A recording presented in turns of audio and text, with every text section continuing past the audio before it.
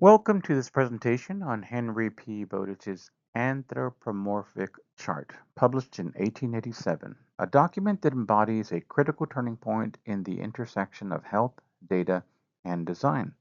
This chart wasn't simply a scientific curiosity, it was a product of its time, a time when America was entering an era of structured systems, railroads, commerce, education, and healthcare, all increasingly measured, standardized, and subject to reform. Bowditch collected physical measurements from thousands of Harvard students and organized them into comparative charts. His goal was to visualize human growth, symmetry, strength, laying the groundwork for health as something quantifiable, something that could be monitored, tracked, and optimized. This development signaled the growing alignment between science, moral philosophy, and national identity. Religious and civic reformers embraced these metrics as tools to improve the population, believing that strong, well measured bodies reflected good character and civic virtue.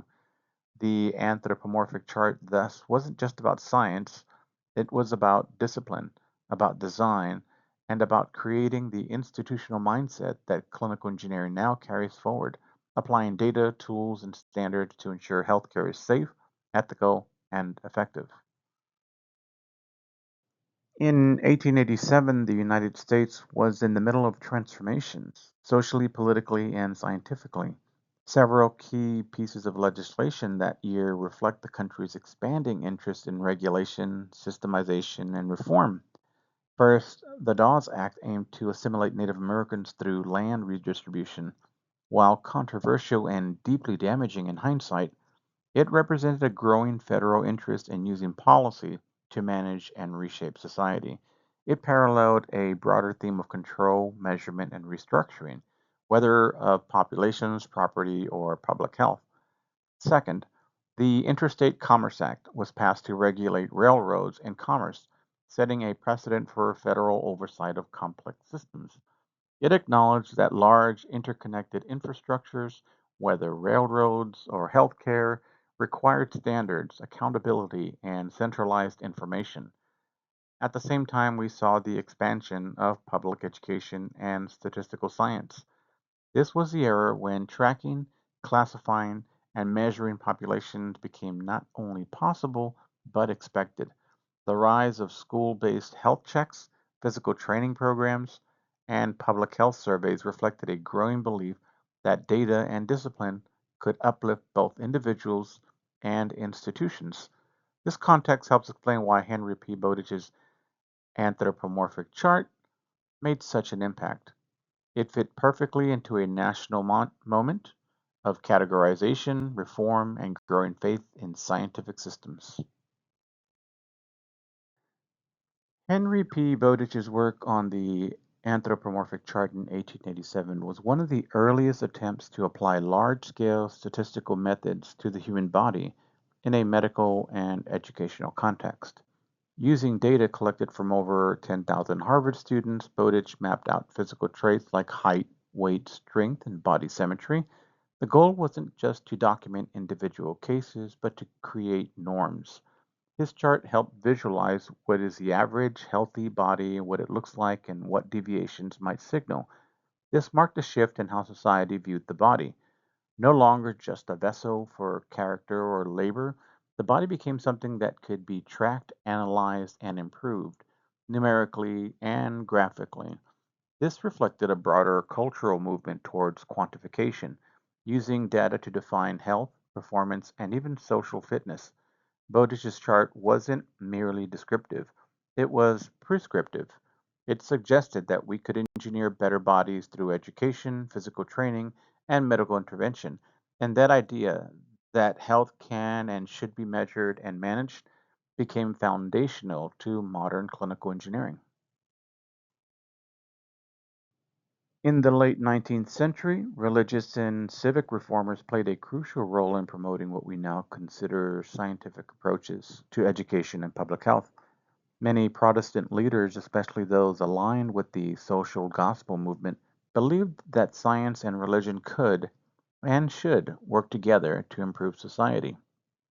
They saw educational science, including the measurement of physical health and development, as a way to elevate the human condition and cultivate moral character. Physical education, in one particular case, was championed as more than just bodily training. It was viewed as a form of moral discipline. A strong, well regulated body was seen as a sign of self control, responsibility, and civic virtue. Schools, churches, and reform institutions all began adopting physical assessments as part of their mission to build not just smarter citizens, but better ones. Measuring the body became part of a broader agenda of social uplift. Health data wasn't just about personal wellness, it was tied to social ideals like productivity, obedience, and national strength. This convergence of religion, morality, and measurement helped normalize the idea that physical metrics could guide institutional decisions, a key concept clinical engineers must work in and work within today. The influence of anthropometric data collection like Bowditch's chart extended far beyond academic research. It laid the groundwork for how we design, deliver, and manage healthcare today.